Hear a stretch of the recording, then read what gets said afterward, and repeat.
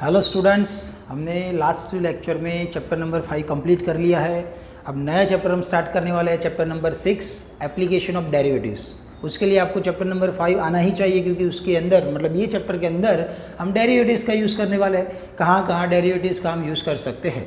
Okay, तो 4 या 5 topics total chapter में है और सबसे बड़ा चैप्टर आप इसे बोल सकते हो। ठीक है, तो अब यहाँ पर जो 1 बाय 1 टॉपिक आने वाले हैं वो हर एक टॉपिक किसके ऊपर बेस्ड रहेगा, तो वो रहेगा डेरिवेटिव पर।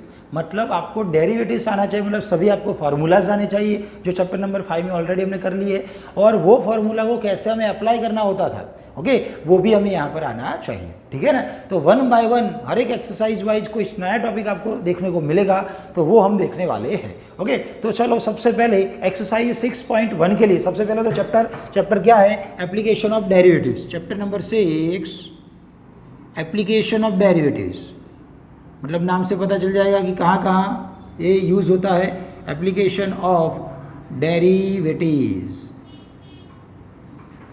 ठीक है ना, तो यहाँ पर डिफरेंशिएशन का यूज़ हम कहाँ कहाँ कर सकते हैं। ओके, उसमें से 4 या 5 टॉपिक्स आपको ये चैप्टर के अंदर दिखाई देंगे। तो सबसे पहले जो टॉपिक नंबर 1 है वो है topic number 1 for exercise 6.1। Okay, rate of change of quantities, rate of change of quantities. Okay, अब यहाँ पर आपको सभी टर्म्स का मतलब तो पता ही है। क्वांटिटीज मतलब क्या होता है वो आप फिजिक्स में भी पढ़ चुके हो, मैथ्स में भी आगे कहीं ना कहीं पढ़ चुके हो। तो हमारे पास 2 टाइप की क्वांटिटीज थी, याद होगा आपको, वेक्टर एंड स्केलर। ओके ना, वेक्टर एंड स्केलर। अब उसका मतलब क्या होता है वो भी आपको पता ही है। वेक्टर के लिए क्या चाहिए, मैग्नीट्यूड एंड डायरेक्शन, और स्केलर के लिए ओनली मैग्नीट्यूड चाहिए। ठीक है ना, तो ऐसी बहुत सारी क्वांटिटीज़ है जो वेक्टर फॉर्म में या फिर स्केलर फॉर्म में है।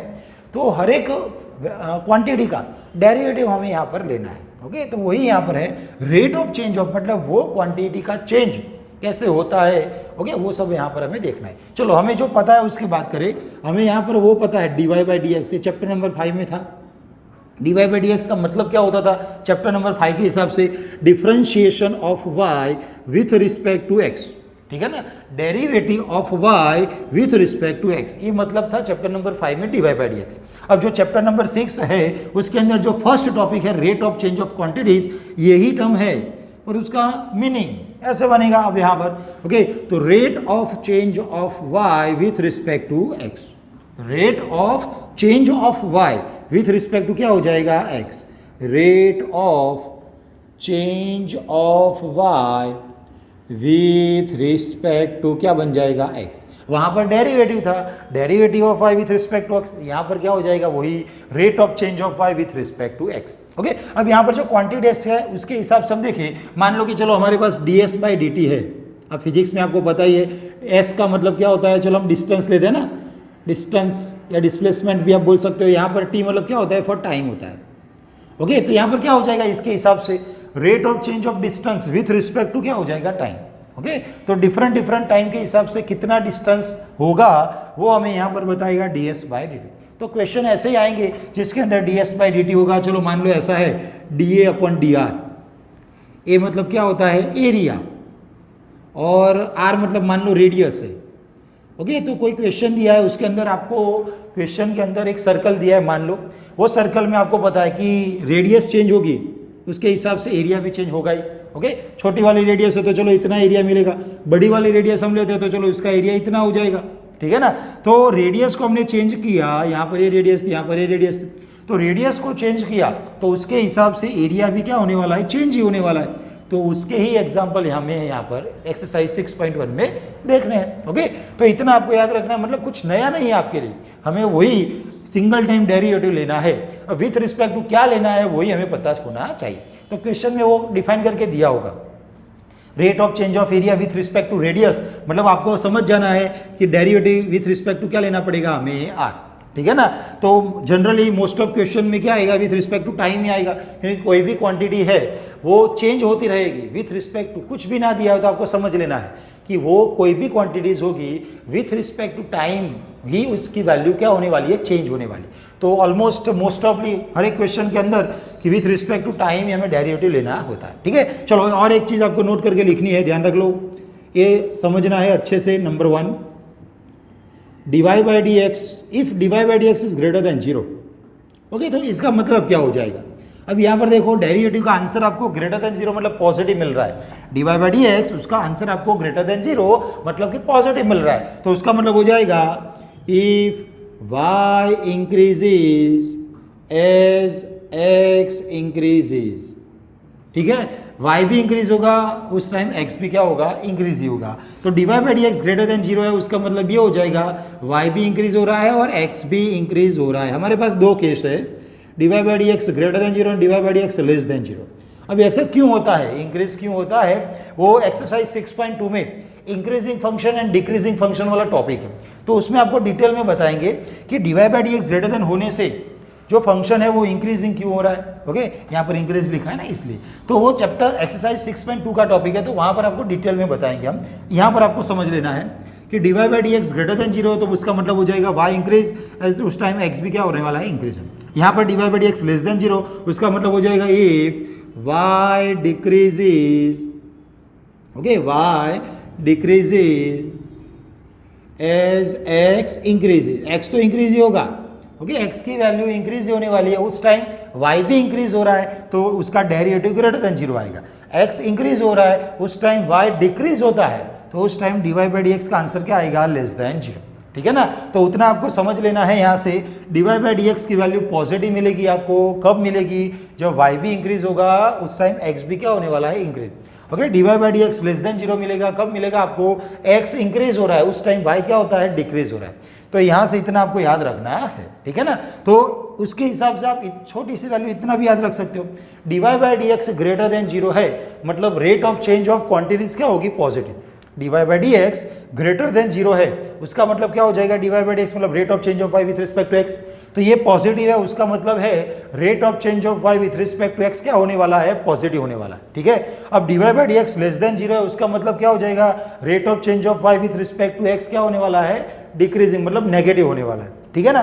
तो पॉजिटिव है तो इसके लिए इंक्रीज हो रहा है, कुछ भी इंक्रीज हो रहा है मतलब वो पॉजिटिव है, कुछ भी डिक्रीज हो रहा है क्वेश्चन में देखना है वही आपको, इंक्रीज हो रहा है तो आपको dy by d x positive लेना है, डिक्रीज हो रहा है क्वेश्चन में लिखकर दिया होगा कि ये क्वांटिटीज डिक्रीज हो रही है, तो उसके लिए आपको जो भी डेरिवेटिव होगा वो क्या लेना है, लेस देन 0 मतलब कि नेगेटिव लेना, ठीक है। तो एक्सरसाइज 6.1 के अंदर कुछ नया नहीं है, वैसे तो जो dy बाई डी एक्स हमने पढ़ लिया था आगे वही है, पर उसका थोड़ा सा मीनिंग यहाँ पर चेंज होने वाला है, ठीक है ना। तो अब हम स्टार्ट करने वाले exercise 6.1।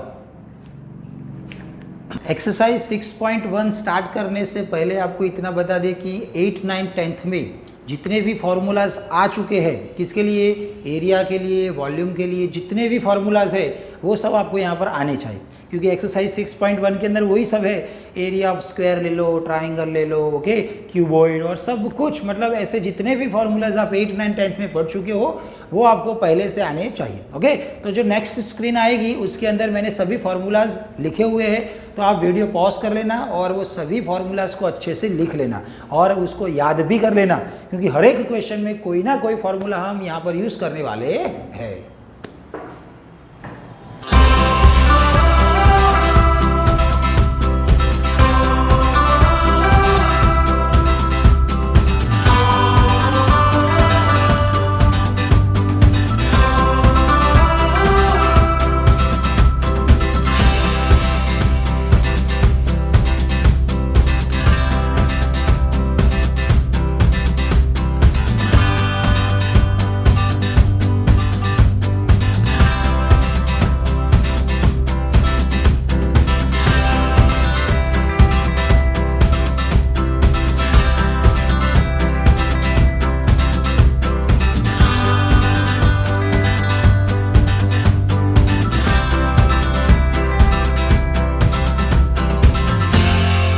Now exercise 6.1 question number 1, okay. सभी फार्मूलाज आपको अच्छे से वो आने चाहिए।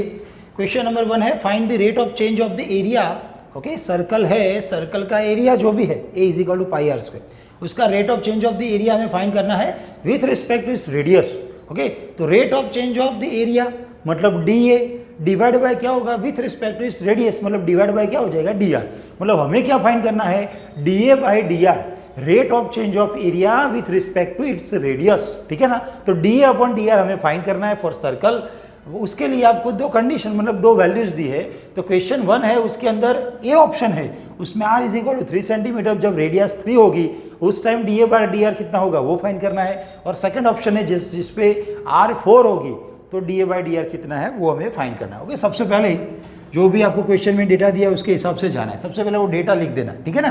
तो यहाँ पर आपको सर्कल की बात की है, तो let radius r and area A of a circle. Okay, हमने उसको नाम दे दिया ऐसे। अब यहाँ पर हमें एरिया का विथ रिस्पेक्ट टू रेडियस लेना है डेरिवेटिव। ओके, तो हियर एरिया ऑफ सर्कल आपको पता ही है, ए इज इक्वल टू कितना है पाई आर स्क्वायर। हमें क्या फाइंड करना है, चलो सब क्वेश्चन में क्या दिया हुआ है हमें, तो d A by d are. Okay, वो हमें फाइंड करना है। तो यहाँ पर ए का विथ रिस्पेक्ट टू क्या लेना पड़ेगा, डिफरेंशिएशन आर। तो हमें यहाँ पर डेरिवेटिव आपको लिखना है, taking derivative with respect to radius r, तो वो बनेगा d A upon d r, यहाँ से पाई आर स्क्वायर का 2r। तो यहाँ से हमें इतना मिलता है कि d A upon d r is equal to 2 pi r, ठीक है ना। तो ये हुआ d A upon d r. अब हमें ये d A upon d r की वैल्यू ये दोनों ऑप्शन के लिए फाइंड करनी है, option A and option B. तो चलो सबसे पहले फॉर ए के अंदर रेडियस आपको कितना दिया हुआ है 3 सेंटीमीटर, एंड सेकेंड ऑप्शन है बी जिसके अंदर रेडियस हमें दिया हुआ है 4 सेंटीमीटर। तो करना क्या है, सिर्फ और सिर्फ यहाँ पर जो r है वो r की वैल्यू हमें यहाँ पर रखनी है। ओके, तो यहाँ पर आप देख सकते हो D A upon d r कितना मिला था भाई 2 पाई आर, उसमें हमें r की जगह क्या रखना है 3 रखना है। तो d A upon d r when r is equal to 3 at the time 2 pi r की जगह 3, तो आंसर कितना हो जाएगा 6 पाई। अब आपको यहाँ पर कंपलसरी यूनिट लिखना है। ओके, तो यहाँ पर ऊपर है एरिया का यूनिट क्वेश्चन में देखो सेंटीमीटर में दिया है ना, तो एरिया का यूनिट हो जाएगा सेंटीमीटर स्क्वायर, डिवाइड बाय नीचे है रेडियस का यूनिट मतलब सेंटीमीटर, तो सेंटीमीटर स्क्वायर डिवाइड बाय क्या हो जाएगा सेंटीमीटर। यहाँ पर आपको वो कट नहीं करना है। ओके, क्योंकि क्वांटिटी डिफरेंट है, ऊपर एरिया है और नीचे रेडियस है, तो दोनों की क्वांटिटी डिफरेंट है, मतलब दोनों का यूनिट जैसा है वैसा ही लिखना है, उसको कैंसिल हमें नहीं करना है। तो ये हो जाएगा हमारा answer D A by d r when r is equal to 3 centimetre, ठीक है ना। तो ये फर्स्ट का आंसर है। वैसे ही आप सेकंड कर पाओगे तो वो आपको लिखना है होमवर्क में, मतलब आपको खुद करना है। तो ये फॉर्मूला जिसके अंदर आर की वैल्यू लिखनी है 4 इंटू 2 मतलब 8, तो आंसर आपको मिलेगा 8 पाई सेंटीमीटर स्क्वायर पर सेकेंड, ठीक है ना। तो ऐसे आपको क्वेश्चन नंबर 1 को सॉल्व करना है, इजी है वैसे तो। नेक्स्ट क्वेश्चन नंबर 2 है, ध्यान रख लो, ये अच्छा वाला क्वेश्चन है, the volume of a cube. अब यहाँ पर किसकी बात हो रही है, क्यूब हमें पता ही है, उसका फॉर्मूला भी आपको आना चाहिए।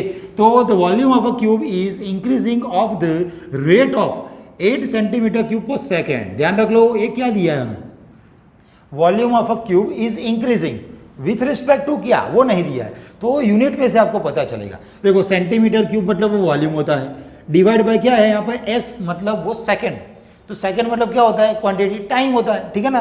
तो वॉल्यूम का विथ रिस्पेक्ट टू टाइम यहाँ पर डेरिवेटिव दिया हुआ है, मतलब वॉल्यूम डीवी डिवाइड बाय नीचे टाइम के लिए dt, तो हमें क्वेश्चन में dv बाय dt दिया हुआ है 8 centimetre cube per second. Then आपको फाइंड करना है how fast is the surface area. तो सरफेस एरिया ऑफ क्यूब जो भी होता है ना, सरफेस एरिया 6x स्क्वायर या जो भी हम 6l स्क्वायर ले तो भी चलेगा। तो surface area increasing when the length of an edge is 12 centimetre. Okay, मतलब जो भी क्यूब होगा उसकी जो एज की लेंथ होगी वो 12 सेंटीमीटर होगी, उस टाइम आपको फाइंड करना है सरफेस एरिया इंक्रीजिंग हो रहा है उसकी वैल्यू, ठीक है ना। तो यहाँ पर क्यूब की बात है, सेकेंड लेंथ ऑफ एज की बात है। ओके, कोई पर्टिकुलर टाइम के लिए, वो टाइम हमें नहीं दिया है तो हमें वहां से स्टार्ट करना है। ओके, तो लिखना है let length of an edge is x and at time t. Okay, इतना हमें पहले लिख देना है, क्योंकि क्वेश्चन में टाइम डिफाइन करके नहीं दिया है, वो हमें अपने हिसाब से लिखना है, ठीक है। अब यहाँ पर जो लेंथ ऑफ एज है वो 12 सेंटीमीटर, मतलब x की वैल्यू कितनी हो जाएगी 12 सेंटीमीटर, मतलब उसका हम यूज़ करने वाले हैं आगे जाके, ठीक है ना। अब यहाँ पर क्या दिया है क्वेश्चन में, देखो वॉल्यूम ऑफ अ क्यूब, मतलब वॉल्यूम, तो यहाँ पर हम ले लेंगे कि volume of a cube V is equal to, volume of a cube क्या होता है, वो L क्यूब होता था ना, यहाँ पर हमने लेंथ ऑफ एज के लिए x, मतलब वो क्या हो जाएगा x cube, and surface area की भी बात है, तो सरफेस एरिया मतलब पहले आपको क्या करना है, सभी फॉर्मूलाज को लिख देना है। Surface area of a cube, surface area को मान लो चलो हमने ले लिया कैपिटल एस, तो capital S is equal total कितनी साइड होती है क्यूब के लिए, टोटल 6 साइड, मतलब हर एक का एरिया एक्स स्क्वायर, तो टोटल 6 साइड मतलब कितना हो जाएगा 6x²।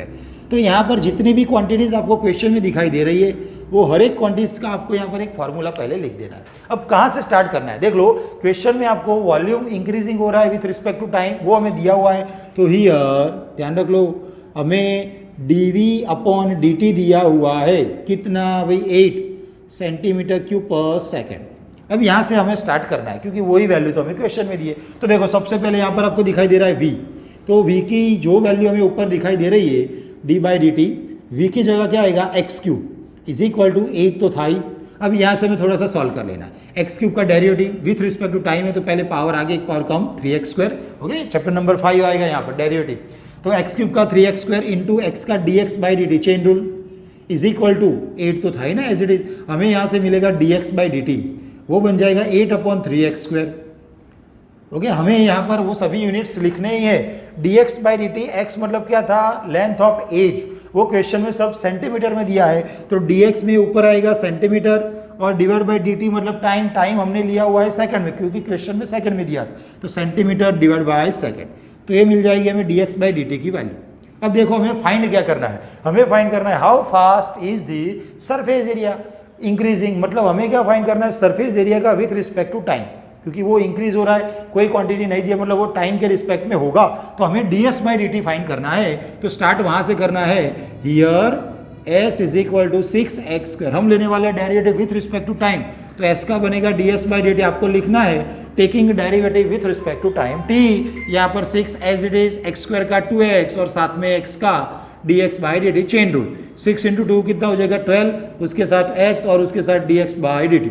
अब देख लो भाई क्वेश्चन में हमें जो भी वैल्यूज दी है वो लिखनी है। यहाँ पर length of an edge 12 centimetre मतलब वो x की वैल्यू हुई, तो यहाँ पर 12 एज इट इज है, x की जगह वो आएगा 12 और साथ में dx/dt वो अभी मिला हमें 8/3x²।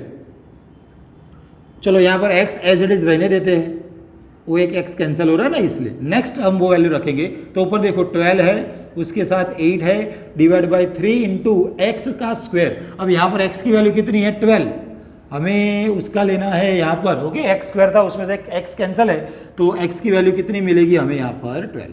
तो ऊपर नीचे आप देख सकते हो 12 कैंसिल है तो आंसर है हमारा 8/3।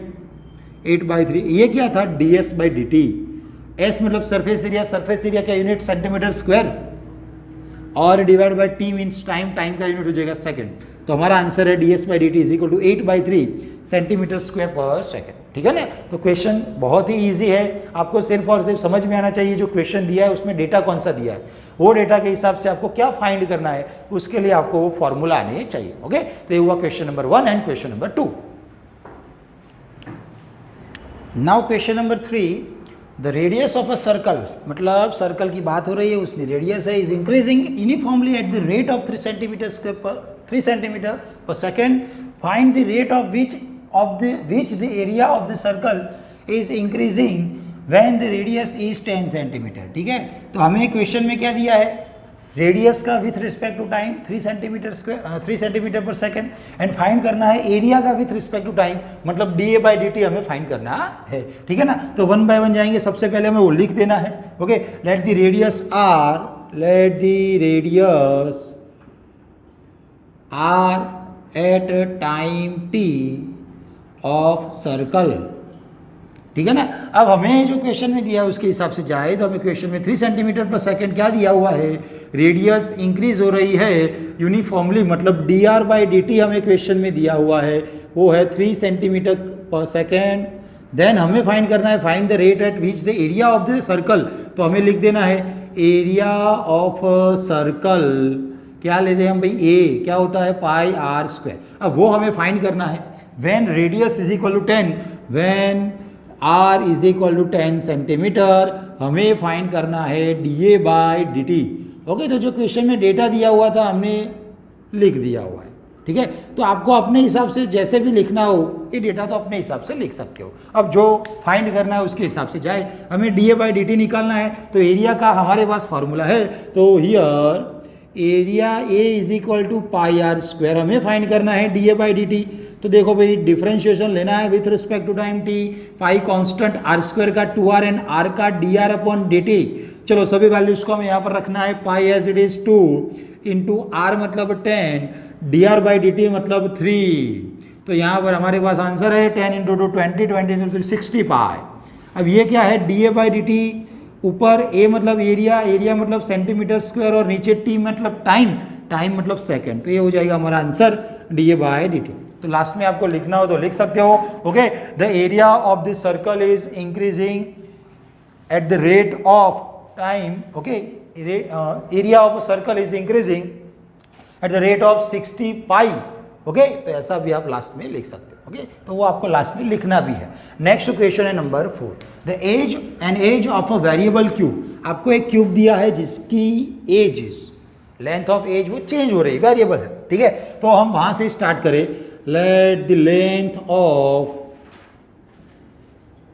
As of a cube is x at time, okay. आपको क्वेश्चन में कहीं पर भी टाइम दिया हुआ है, ओके, तो यहाँ पर यस, यहाँ पर है ना सेंटीमीटर का, सेंटीमीटर पर सेकंड मतलब टाइम दिया हुआ है, टाइम t, ठीक है ना। अब क्वेश्चन में क्या दिया हुआ है, देखो, variable cube is increasing edge, increase हो रही rate of 3 centimetre per second. तो मतलब हमें दिया हुआ है here dx by dt, question में दिया हुआ है कितना भाई, 3 centimetre per second. How fast is the volume, मतलब हमें वॉल्यूम की बात करनी है, ओके। तो let the volume, volume of a cube, हमें फॉर्मूला आना चाहिए, वॉल्यूम मतलब v है, फॉर्मूला x लिया हुआ है ना हमने, लेंथ ऑफ एज, तो वो क्या बन जाएगा, v is equal to x cube. हमें फाइंड करना है जब क्या है, volume of the cube is increasing, मतलब हमें फाइंड करना है dv बाई dt, ओके। ये निकालना है कब, फाइंड करना है व्हेन, जब आपको क्वेश्चन में लेंथ ऑफ एज क्या दिया है 10, when x is equal to 10 centimetre, ठीक है ना। तो जो फाइंड करना है वो हमने, मतलब जो क्वेश्चन में डेटा दिया है वो हमने लिख दिया, आप अपने हिसाब से लिख सकते हो। यहाँ पर फाइंड करना है dv बाई dt, मतलब वहाँ से स्टार्ट करें, हियर dv बाई dt मतलब v का डेरिवेटिव लेना है, एक्स क्यूब। चलो taking derivative with respect to t, तो dv by dt x cube का हमें पता है 3x square and then x का dx बाई dt, सभी वैल्यूज को हम यहाँ पर रख ले 3x का स्क्वायर, x मतलब 10, 10 का स्क्वायर और साथ में dx by dt, that means 3। तो यहाँ पर आप देख सकते हो 3 इंटू 3 9 और 10 का स्क्वायर 100, तो 100 इंटू 9 मतलब कितना हो जाएगा 900। ये है dv अपॉन dt, v मतलब क्या हो जाएगा, वॉल्यूम, वॉल्यूम का यूनिट होता है centimetre cube, and then divide by dt मतलब टाइम, टाइम मतलब सेकंड। तो ये बन जाएगा हमारे लिए आंसर dv बाई dt, ठीक है ना। तो लास्ट में आपको लिखना हो तो लिख सकते हो, okay, the volume of a cube is increasing at the rate of 900 centimetre cube पर सेकंड। तो लास्ट में वो लाइन आपको लिखनी है, कंपलसरी लिख देनी, ओके। तो ये हुआ question number 3 and question number 4। Now question number 5, a stone is dropped into quiet lake and waves move in a circles। आपको पता ही है ना, कोई भी लेक होगा, क्वाइट है मान लो, उसमें आप कोई भी पत्थर ऐसे डालोगे तो क्या हो जाएगा, वेव्स निकलेंगे। वो वेव्स कौन से फॉर्म में होते हैं, सर्कुलर फॉर्म में होते हैं, ठीक है ना। तो वही यहाँ पर हमें लिख कर दिया हुआ है। तो waves moves in circles at the speed of 5 centimeter per second.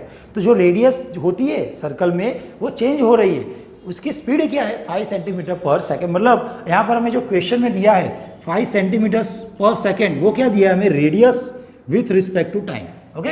अब यहाँ पर थोड़ी सी डिटेल आपको आगे लिख लेनी है, मैं डायरेक्टली लिखने वाला हूँ जो भी हमें क्वेश्चन में डेटा दिया है। तो 5 सेंटीमीटर पर सेकेंड क्या दिया है हमें, dr बाई dt, वो है 5 centimeter per second at the instant when the radius of the circular wave is 8 centimeter, मतलब r is equal to 8 centimetre.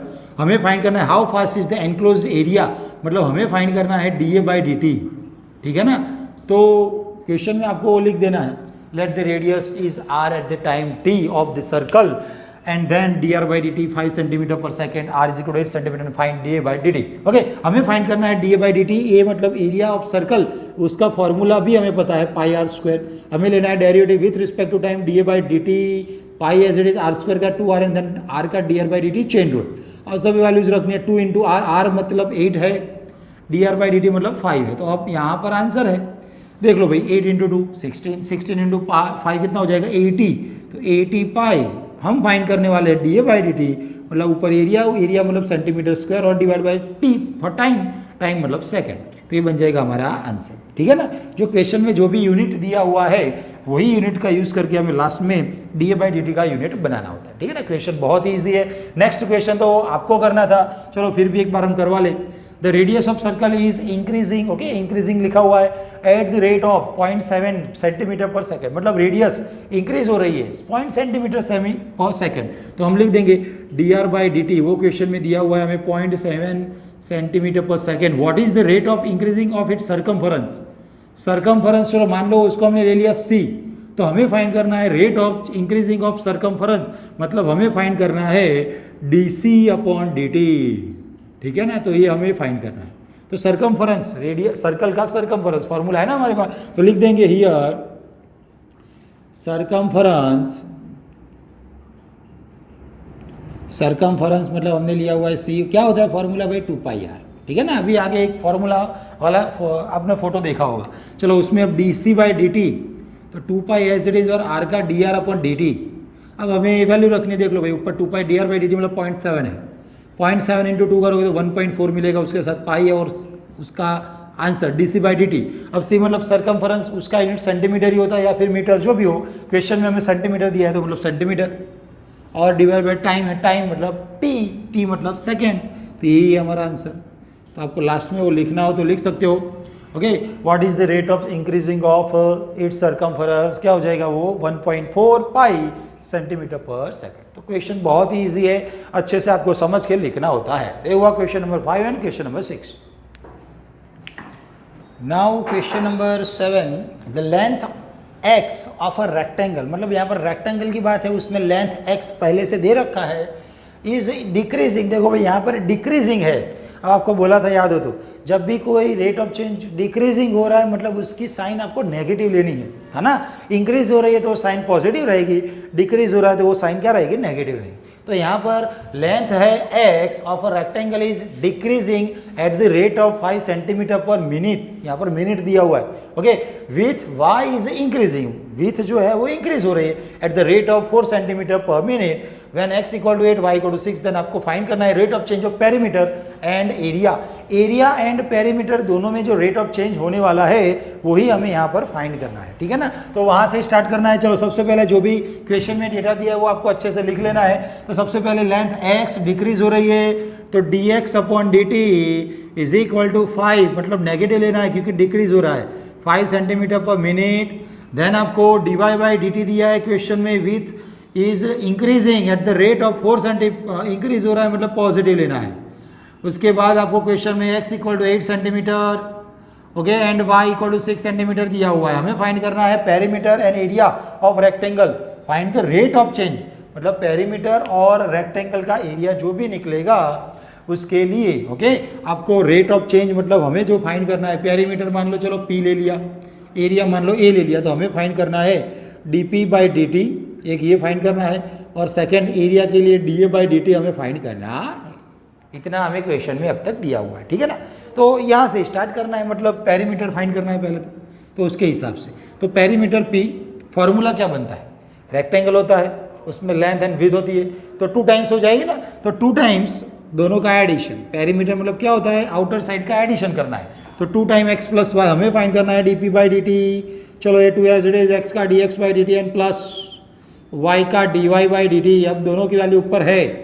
dx/dt question में से -5 और प्लस dy/dt मतलब 4, तो आंसर -5 + 4 -1, -1 इंटू 2 मतलब -2। dp/dt, p मतलब पेरीमीटर, पेरीमीटर मतलब क्या होता है, सेंटीमीटर, ओके, यहाँ पर जो सेंटीमीटर में दिया है वो, एंड डिवाइड बाय t मतलब टाइम, टाइम यहाँ पर मिनट में दिया हुआ है, तो ये हो जाएगा हमारा यूनिट।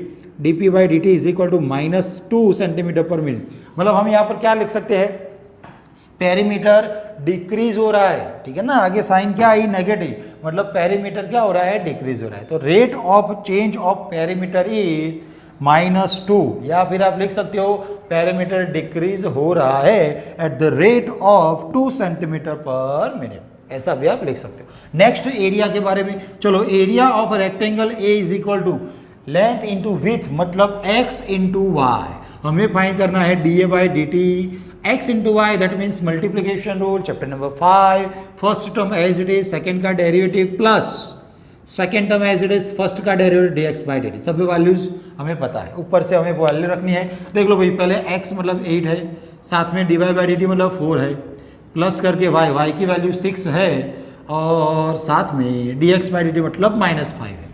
तो यहाँ पर 8 × 4 32 एंड लास्ट में -6/30 हो जाएगा, तो आंसर हो जाएगा 2। ये है d A by D T.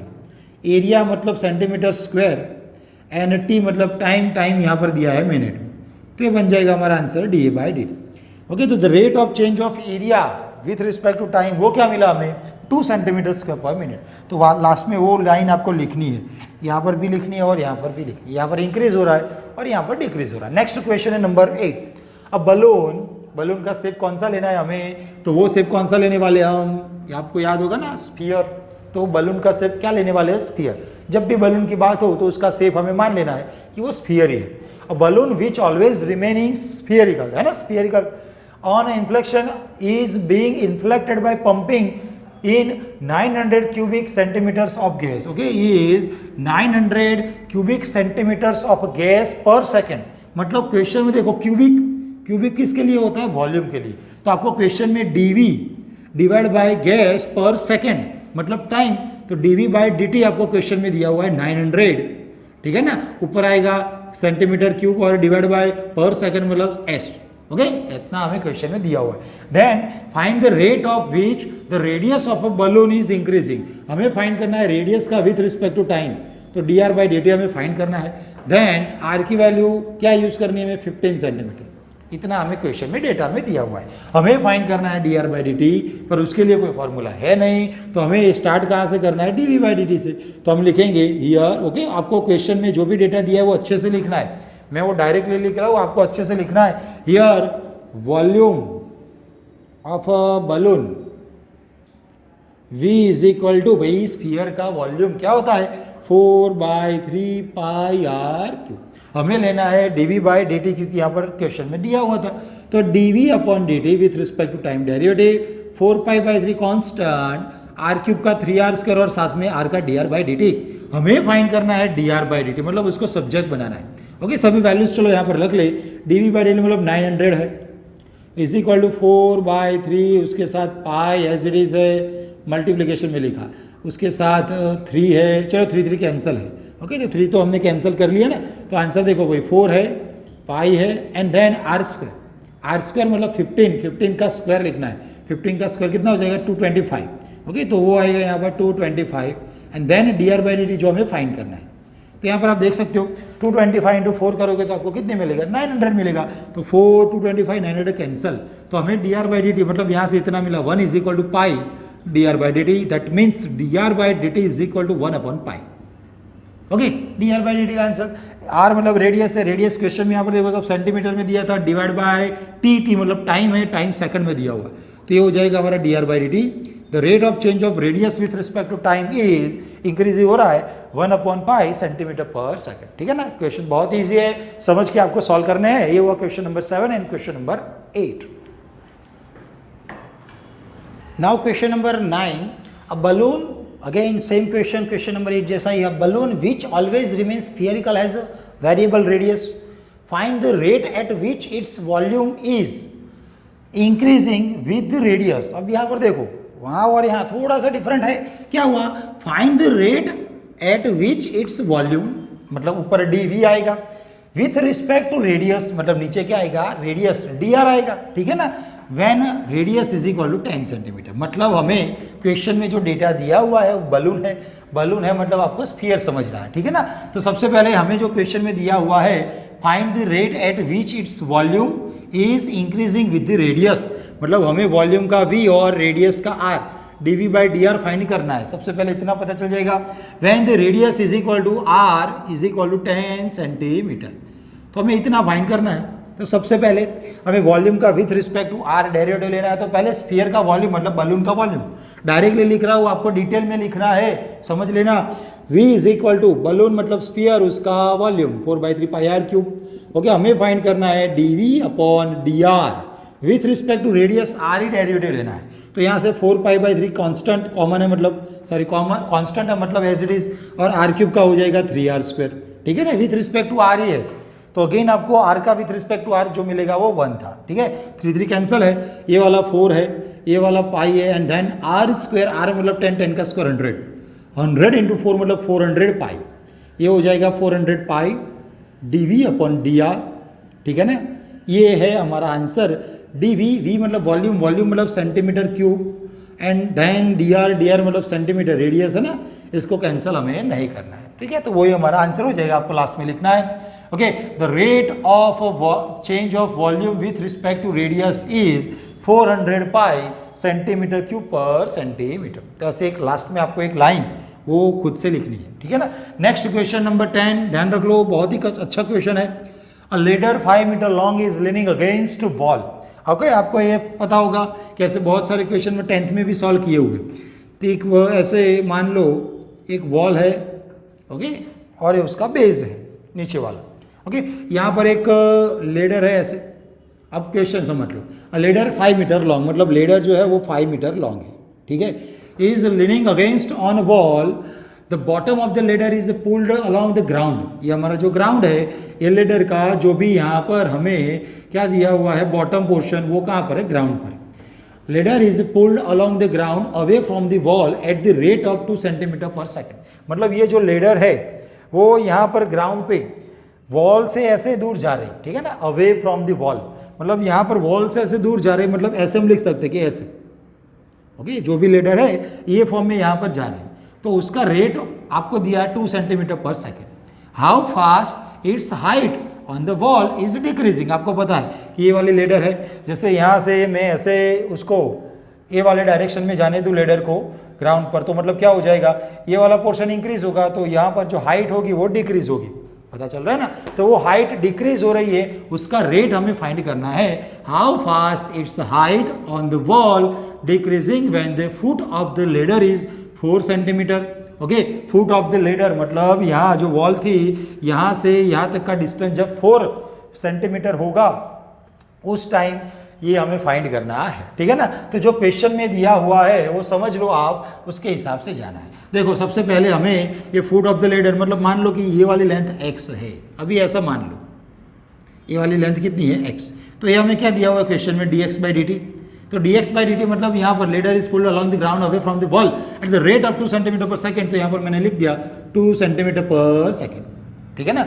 Next यहाँ पर चलो मान लो हाइट हम ले लेते हैं h या फिर y, चलो मान लो y, तो हमें जो हाइट डिक्रीज हो रही है वो फाइंड करनी है, जो बन जाएगी हमारे लिए dy/dt। ये हमें क्या करना है, फाइंड करना है, ठीक है ना।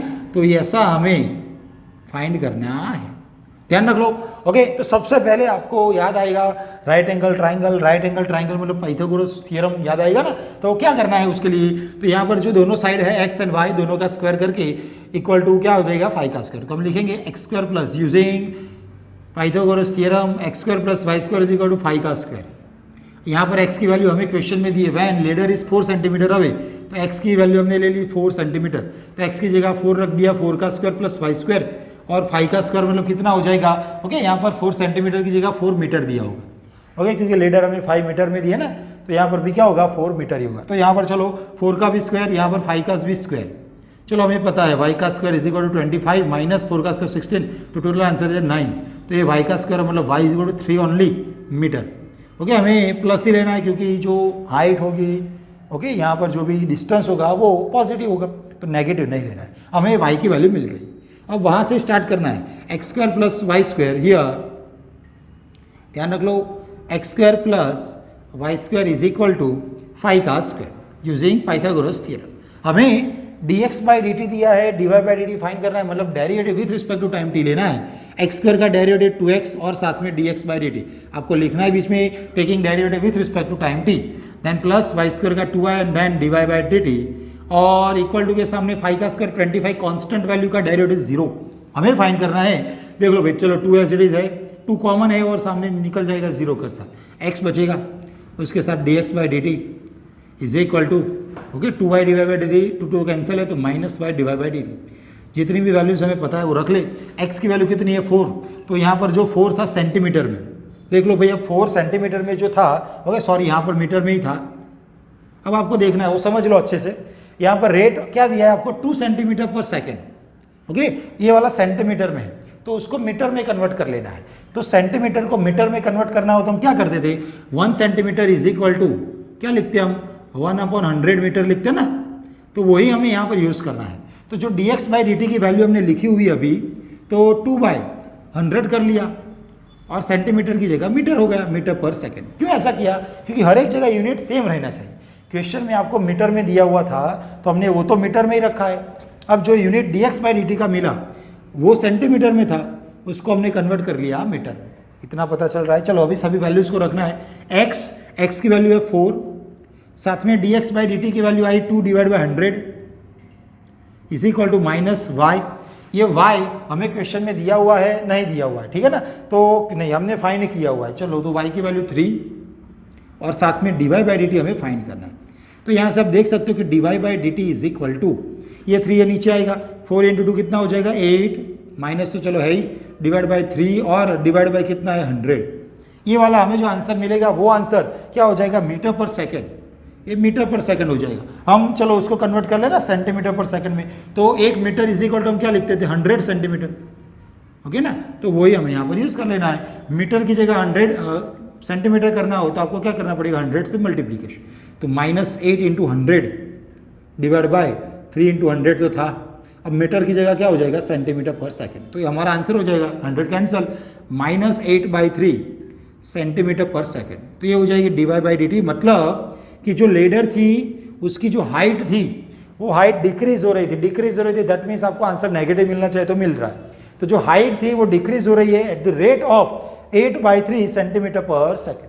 तो लास्ट में वो लाइन आपको लिखनी है, okay, the height of ladder is decreasing at the rate of 8/3 centimetre per second. आप डिक्रीजिंग टर्म लिख रहे हो बीच में तो आपको नेगेटिव साइन वहां पर नहीं करनी है, ठीक है ना। तो ऐसे the height of the ladder is decreasing at the rate of 8/3 centimeter per second. Okay, 8/3 only लिखना है, -8/3 नहीं लिखना है। क्यों, क्योंकि हमने आगे लिख दिया वो डिक्रीज हो रहा है at the rate of 8/3 centimetre per second, ठीक है ना। तो ये हुआ question number 9 and question number 10। Now question number 11, a particle moves along the curve. Okay, एक पार्टिकल है मूव कर रहा है ऑन द कर्व। कौन सा कर्व है, 6y = x³ + 2। हमें ड्रॉ नहीं करना है, बस वो फंक्शन दिया हो इसका। Find the points on the curve, मतलब वही कर्व पे आपको पॉइंट्स फाइंड करने हैं which the y coordinate is changing at 8 times as the fast as the x coordinate. Okay, तो क्वेश्चन में क्या डेटा दिया है, y कोऑर्डिनेट चेंज हो रहा है विथ रिस्पेक्ट टू टाइम। तो dy/dt वो कितनी है, 8 टाइम्स एज फास्ट, मतलब जो dx/dt होगा उससे 8 टाइम, मतलब आपको 8 से मल्टीप्लाई करना है, ठीक है। तो जो भी डेटा दिया हुआ है वो हम पहले लिख ले। तो सबसे पहले आपको एक कर्व का इक्वेशन दिया था 6y = x³ + 2, एंड साथ में यहाँ पर क्या दिया है, y कोऑर्डिनेट इज चेंजिंग, मतलब dy/dt, okay, with respect to time वो चेंज होता रहेगा। तो dy/dt = 8 time as fast as x coordinate, मतलब 8 से मल्टीप्लाई कर लो dx/dt को। मतलब कहीं ना कहीं हम इसका यूज कर सकते हैं। अब यहाँ पर जो फंक्शन दिया था उसके बारे में बात करें तो सबसे पहले डेरिवेटिव लेना है विथ रिस्पेक्ट टू x, तो 6 dy/dt लेंगे। ओके, आपको लिखना है बीच में taking derivative with respect to time t। यहाँ पर x³ का पहले तो 3x² और साथ में dx/dt एंड +2 का 0 हो जाएगा। अब यहाँ से dy/dt की वैल्यू हम यहाँ पर रखने वाले हैं। देख लो भाई, 6 dy/dt मतलब 8 dx/dt, ठीक है ना, is equal to 3x² dx/dt। चलो कैंसिल है dx/dt दोनों साइड, तो चलो वो कैंसिल हो गया। तो अब जो बचेगा वो यहाँ से 3 और यहाँ से 2 × 8 मतलब 16, तो x² = 16, that means x = +or -4। अब x की वैल्यू जो हमें मिली है उसको y में रखना है, मतलब कर्व के इक्वेशन में, ठीक है ना। तो ये वाला इक्वेशन जो था 6y = x³ + 2, that means y = x³ + 2 / 6। यहाँ पर हमें 1/1, ओके, x की एक वैल्यू रखनी है 4 एंड देन -4। चलो x = 4 हमने रखा है यहाँ पर, तो y = 4 का क्यूब कितना होगा 64 + 2 / 6, तो आंसर आएगा 66/6 मतलब कि 11, ठीक है ना।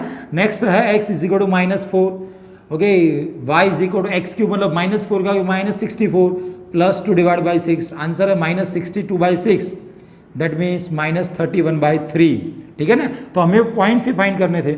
पॉइंट्स मतलब कैसे लिखते हैं हम, x, y करके। चलो x, y, x की value +4, that at time y = 11, तो 4, 11, एंड सेकेंड पेयर -4, -31/3। ओके ना। तो ऐसे सिंपली है क्वेश्चन। तो क्वेश्चन समझना है, जो भी डेटा दिया है वो लिख कर उसको इस हिसाब से सॉल्व करना। ठीक है। Next question number 12, the radius of an air bubble. Air bubble, bubble मतलब कौन सा हो जाएगा, वो स्फीयर हो जाएगा। ठीक है ना। तो bubble is increasing at the rate of 1/2 centimetre per second. Radius आपको इंक्रीज हो रही है, तो dr/dt हुआ, आपको बीच में अच्छे से लिखना है। ठीक है ना। तो dr/dt क्वेश्चन में दिया 1/2 centimetre per second. At what rate is the volume of the bubble is increasing. Volume मतलब dv/dt हो जाएगा with respect to time. Okay, वही हमें फाइंड करना है। व्हेन आर रेडियस कितनी है, 1 सेंटीमीटर। ठीक है ना। तो हमें dv/dt फाइंड करना है। ओके, तो सबसे पहले ध्यान रख लो। ओके, यहाँ पर हमें जो दिया हुआ था क्वेश्चन में वो है सबसे पहले v इज इक्वल टू, उसका फॉर्मूला लिखना है। The radius of an air bubble is increasing at the rate of 1/2 centimetre per second. At what rate is the volume of the bubble is increasing when the radius is 1 centimetre. सबसे पहले volume का हमें वही find करना derivative. तो volume का formula 4/3 pi r cube. पता चल रहा है। चलो यहाँ पर हमें विथ रिस्पेक्ट टू क्या लेना है, टाइम। तो dv/dt यहाँ हो जाएगा 4/3 एज इट इज पाई के साथ 3r² और साथ में dr/dt। ओके, ऐसा क्वेश्चन अभी आगे आ चुका था। अब सभी वैल्यूज को यहाँ पर रखना है। देखो 3 कैंसिल है, ये 4 है, उसके साथ पाई है, उसके साथ r का स्क्वायर मतलब 1 का स्क्वायर, एंड लास्ट में dr/dt उसकी वैल्यू यहाँ पर दी है 1/2। तो यहाँ से वो कैंसिल हो जाएगा। तो आंसर क्या मिलेगा, 2 पाई और 1 का स्क्वायर तो 1 ही होता है। ये हो जाएगा हमारे लिए dv/dt 2 पाई। v मतलब वॉल्यूम, वॉल्यूम मतलब सेंटीमीटर क्यूब, डिवाइड/dt मतलब टाइम, टाइम मतलब सेकेंड। ओके, तो ये हमारा हो जाएगा आंसर। तो लास्ट में आपको लिखना है rate of change of volume of bubble is increasing at 2 pi centimeter cube per second. ठीक है ना। तो ये हुआ question number 11 and question number 12। Now question number 13, a balloon which always remain spherical. Balloon है वो उसका सिर्फ स्फीयर है। As a variable diameter, diameter change होता रहेगा। वो डायमीटर यहाँ पर दिया हुआ है 3/2 2x + 1 and find the rate of change of its volume. तो स्फीयर का जो वॉल्यूम है उसका फॉर्मूला हमें पता है, उसका हमें डेरिवेटिव लेना है विथ रिस्पेक्ट टू x, मतलब dv/dx हमें फाइंड करना है। तो सबसे पहले जो डेटा दिया है उसकी बात करें। हमें यहाँ पर डायमीटर d दिया हुआ है। चलो, तो diameter d is equal to 3/2 × 2x + 1। Okay, अब हमें पता है कि डायामीटर से हाफ होता है रेडियस, तो यहाँ से हमें रेडियस मिल जाएगी r, डिवाइड बाय क्या करना है, 2 करना है। तो d/2 दैट मीन्स 3/4। ओके ना, 2 से डिवाइड किया तो 2 × 4, उसके साथ 2x + 1। यहाँ पर कोई भी यूनिट आपको नहीं दिया है तो हमें यूनिट लिखने की ज़रूरत भी नहीं है। हमें फाइंड करना है find the rate of change of its volume with respect to x। Okay, तो वॉल्यूम का फॉर्मूला फॉर स्फीयर। ओके, तो volume of a sphere, volume of a sphere formula जो हमें पता ही है, v is equal to 4/3 pi r cube. अब यहाँ से v इज इक्वल, देख लो पहले तो हमें r की जो वैल्यू यहाँ पर दी है वो रखनी है। r की जगह क्या रखना है, 3/4 2x + 1 और होल क्यूब।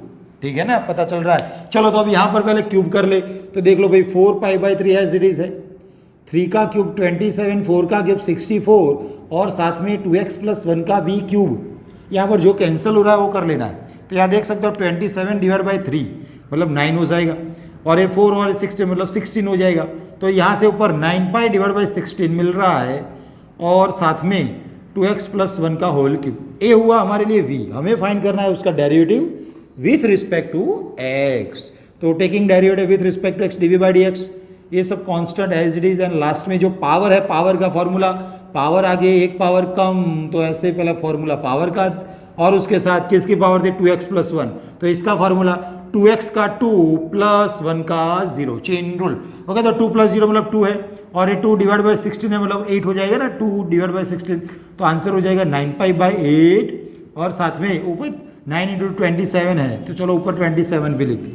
9 × 3 27 पाई 2x + 1 होल स्क्वायर, और ये 2 कैंसिल हो रहा है 16 के साथ, यहाँ पर तो कितना हो जाएगा 8। ओके, तो ये हो जाएगा हमारे लिए dv/dx। क्वेश्चन में कोई भी यूनिट नहीं दिया है तो हमें यहाँ पर यूनिट लिखने की ज़रूरत नहीं है। ओके ना, तो ऐसे हमें फाइंड करना था। ये था क्वेश्चन नंबर 13। नेक्स्ट क्वेश्चन है क्वेश्चन नंबर 14, जहां पर देख लो अच्छा वाला क्वेश्चन है। यहाँ पर हमें क्वेश्चन में दिया हुआ है sand is pouring from a pipe. Okay, कोई भी सैंड है वो from the pipe, pouring from a pipe eight the rate of 12 centimeter cube per second.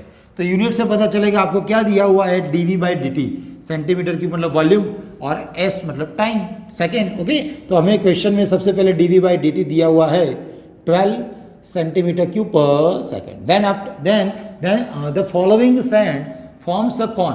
Okay, जो भी पाइप में से सैंड नीचे गिर रही है उसमें से जो नीचे बनने वाला है वो क्या बन रहा है, कॉन बन रहा है।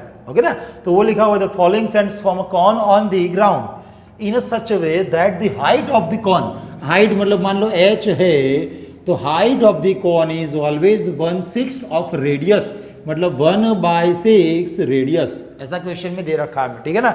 How fast is the height of the sand cone increases, मतलब हमें फाइंड करना है dH/dt व्हेन, ओके ना, हमें dH/dt फाइंड करना है when height is equal to 4 centimeter, when h is equal to 4 centimeter. पता चल रहा है ना। तो चलो हमें वॉल्यूम दिया हुआ था, सबसे पहले वॉल्यूम से स्टार्ट करना है। ओके, यहाँ पर जो वॉल्यूम दिया हुआ था वो पाइप का था। पाइप मतलब क्या होता है, सिलेंडर, ठीक है ना। अब सिलेंडर में से जो भी पाइप नीचे गिर रही है उसमें से ही नीचे कौन बन रहा है, मतलब क्या हो जाएगा, 10th में ऐसे बहुत सारे एग्जांपल हमने देखे थे कि जो भी पाइप में से सैंड नीचे गिर रहे है उसमें से ही कौन बन रहा है, मतलब जो सिलेंडर था उसका जो वॉल्यूम होगा वो और नीचे जो कौन का वॉल्यूम बनेगा वो दोनों का वॉल्यूम क्या हो जाएगा, सेम, ठीक है ना। तो हमें यहाँ पर क्वेश्चन में जो दिया था वो पाइप के लिए वॉल्यूम दिया था, पर उसमें से ही सैंड नीचे गिर रही है और उसमें से ही कौन बन रहा है, मतलब दोनों का वॉल्यूम सेम है, तो वहां पर हम यूज कर सकते हैं कौन का वॉल्यूम, ठीक है ना। तो यहाँ पर dV/dt है, वहां से स्टार्ट करना है, हमें लिखना है वॉल्यूम ऑफ अ कॉन, क्योंकि हम कौन के बारे में बात कर रहे हैं, वॉल्यूम ऑफ अ कॉन, ठीक है ना। तो आपको ऐसा नहीं समझना है कि पाइप में से गिर रही है मतलब हमें यहाँ पर पाइप का वॉल्यूम लिखना है, वैसा नहीं करना है। हमें जो डेटा दिया है वो कॉन के लिए दिया है और कॉन के लिए जो डेटा है उसमें हमें कॉन का ही वॉल्यूम लिखना है। तो volume of a cone V is equal to, आपको याद होगा 1/3 πr² है। अब क्वेश्चन में h का फॉर्मूला दिया है, dH/dt फाइंड करना है। अब यहाँ पर dH/dt फाइंड करना है, उसका मतलब क्या हो जाएगा, हमें h को तो यहाँ पर रखना ही है, h चला जाएगा तो dH/dt मिलेगा ही नहीं, मतलब हमें h को रखना है। तो यहाँ जो h is equal to 1/6 r था उसमें से मुझे h को सब्जेक्ट नहीं बनाना है, क्योंकि h तो मुझे चाहिए, तो h के अलावा क्या दिया है, r, तो r को सब्जेक्ट बनाएंगे। r इज इक्वल टू क्या लिख देंगे हम, 6h। पता चल रहा है ना। तो r की जगह जब हम 6h रखेंगे तो सब कुछ h के फॉर्म में मिलेगा, उसमें से हमें dH/dt भी मिल जाएगा, ठीक है ना। तो यहाँ पर किसको सब्जेक्ट बनाना है वो आपको समझना पड़ता है। चलो, तो सबसे पहले v इज इक्वल टू π/3 मैंने लिख दिया, आगे r², r मतलब 6h होल स्क्वायर उसके साथ h, तो देख लो भाई π/3 6 का स्क्वायर 36, a हो h² और साथ में h, यहाँ पर 12 3 हो जाएगा, तो देख लो भाई 12 पाई और साथ में आएगा h3, ये हुआ वॉल्यूम का फॉर्मूला। अब हमें फाइंड करना है dH/dt मतलब derivative taking with respect to t, तो dV/dt 12 पाई कॉन्स्टेंट h³ का 3h² dH/dt। अब सभी वैल्यू रख देंगे तो उसमें से आंसर मिलेगा dV/dt, दैट मीन्स 12 है, यहाँ पर 12 है, उसके साथ पाई है, उसके साथ 3 है, उसके साथ h का स्क्वायर, h मतलब देख लो भैया यहाँ पर 4 का स्क्वायर 16 और साथ में dH/dt, इतना पता चल रहा है ना। अब जो भी कैंसिल हो रहा है वो कर लेना है, देख लो भाई 12 कैंसिल है तो बचेगा क्या, 3 × 60 मतलब 48 पाई बचेगा, वो नीचे जाएगा डिनोमिनेटर में, तो 1/48 उसके साथ pi is equal to dH/dt। तो यहाँ से हमें आंसर मिल रहा है dH/dt, ओके, वही लिख रहे हैं हम, dH/dt इज इक्वल टू 1/48 पाई की तो वैल्यू हम रखने वाले नहीं है। अब dH/dt है, h मतलब क्या है, हाइट मतलब वो सेंटीमीटर होगा और नीचे t मतलब सेकंड में होगा, तो वो हो जाएगा हमारा answer dH/dt is equal to 1/48 pi centimeter per second. तो क्वेश्चन बहुत ही इजी है, सभी फॉर्मूलाज आपको अच्छे से आने चाहिए और कैसे विथ रिस्पेक्ट टू क्या डेरिवेटिव हमें लेना है वो हमें क्वेश्चन में से पता चलना चाहिए, ठीक है ना। तो ये हुआ question number 14। Now question number 15, the total cost c of x, okay, cost है उसका एक फंक्शन बना के दिया हुआ है, उसका नाम दिया है c ऑफ x, वो फंक्शन भी आपको नीचे दिया हुआ है in rupees associated with the production of x units, okay, जो यहाँ पर x है वो नंबर ऑफ यूनिट्स है of an items is given by, आपको एक फंक्शन दिया हुआ है। आपको फाइंड करना है, find the marginal cost. Okay, तो यहाँ पर कॉस्ट होगा एंड सेकेंड वन रेवेन्यू होगा, रेवेन्यू, ठीक है ना। तो यहाँ पर कॉस्ट वाला एग्जाम्पल है और यहाँ पर देख सकते हो आप मार्जिनल रेवेन्यू है, ठीक है ना। तो दो टाइप के क्वेश्चंस है। सबसे पहले समझ लो दोनों का फॉर्मूला, क्योंकि आपके लिए नया है। मार्जिनल कॉस्ट मतलब क्या होता है, डी बाई डी एक्स, यहाँ पर जो एक्स है वो नंबर ऑफ यूनिट्स है, ओके। और यहाँ पर मार्जिनल कॉस्ट मतलब आपको ऊपर कॉस्ट का फंक्शन मतलब d by d x of c of x वो फाइंड करना है, वो होता है मार्जिनल कॉस्ट। यहाँ पर मार्जिनल रेवेन्यू है तो d by d x, x means number of units, marginal revenue है, रेवेन्यू मतलब आर ऑफ एक्स, तो वो यहाँ पर हमें लिखना है। तो सिंपल ही है क्वेश्चन, सिर्फ और सिर्फ आपको डेरिवेटिव लेना है with respect to x, okay. तो एक फॉर्मूला बन जाएगा, याद रख लेना, मार्जिनल कॉस्ट मतलब d by d x of c of x and marginal revenue मतलब d by d x of r of x, where x is a number of units, ठीक है ना। तो यहाँ पर देखो सबसे पहले हियर क्वेश्चन में क्या दे रखा है, सी ऑफ एक्स, वो एक बार लिख दिया हमने 0.007 x cube minus 0.003 x square and last में 15x प्लस 4000, ठीक है ना। हमें फाइंड ये करना है डी बाई डी एक्स मतलब इसका derivative with respect to x, तो d by d x c of x, ये होता है मार्जिनल कॉस्ट, ठीक है ना। सब बस डेरिवेटिव करके वैल्यू रखनी है, वो आंसर है हमारा। 17 यूनिट्स मतलब नंबर ऑफ यूनिट्स, एक्स की वैल्यू कितनी दी है हमें 17, ठीक है ना। तो डेरिवेटिव लेने के बाद वो वैल्यू रखनी है 0.007 एक्स स्क्वायर 3x स्क्वायर हो जाएगा, ठीक है ना, माइनस 0.003 एक्स स्क्वायर का क्या बन जाएगा 2x प्लस 15x का 15 और लास्ट में 4000 का 0। यहाँ पर आप देख सकते हो 7 इंटू 3 करोड़ 21, तो 0.021 और साथ में एक्स स्क्वायर।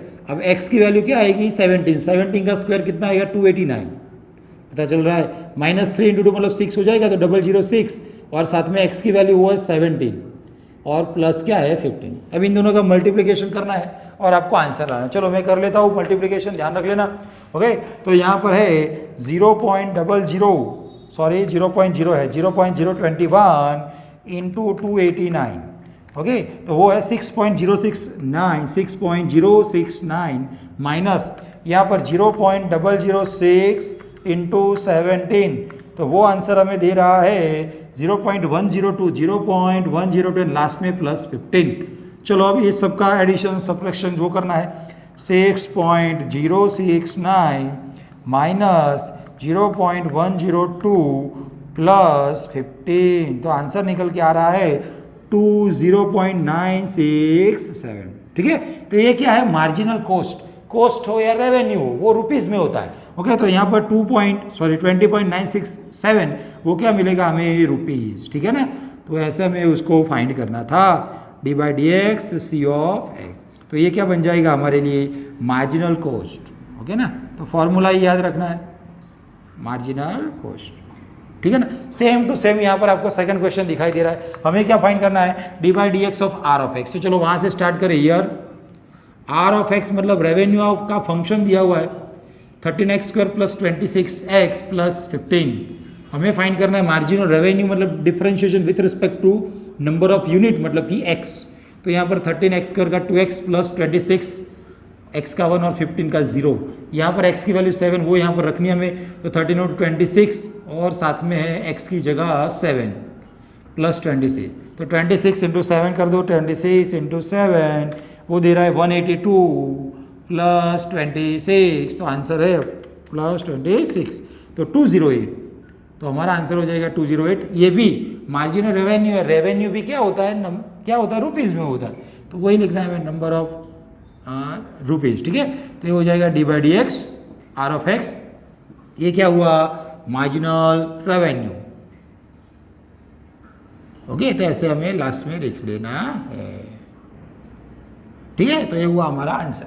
तो सिंपल एक फॉर्मूला याद रखना है, मार्जिनल कॉस्ट मतलब d by d x of c of x, cost का derivative with respect to number of units. यहाँ पर मार्जिनल रेवेन्यू मतलब d by d x of r of x, मतलब क्या हो जाएगा जो भी आपको रेवेन्यू दिया था उसका derivative with respect two units, ठीक है ना। तो ये हुआ question number 15 and question number 16। Now last 2 questions वो एमसीक्यू है। हमें एक क्वेश्चन बहुत बड़ा है, मैंने सिर्फ डेटा ही लिखा हुआ है। सर्कल दिया है, सर्कल में आपको फाइंड करने को बोला है rate of change of area with respect to इस रेडियस आर, मतलब d A by d r find करना है when r is equal to 6 centimetre. Simple ये सर्कल है, मतलब area of circle A is equal to क्या बनेगा, pi are square.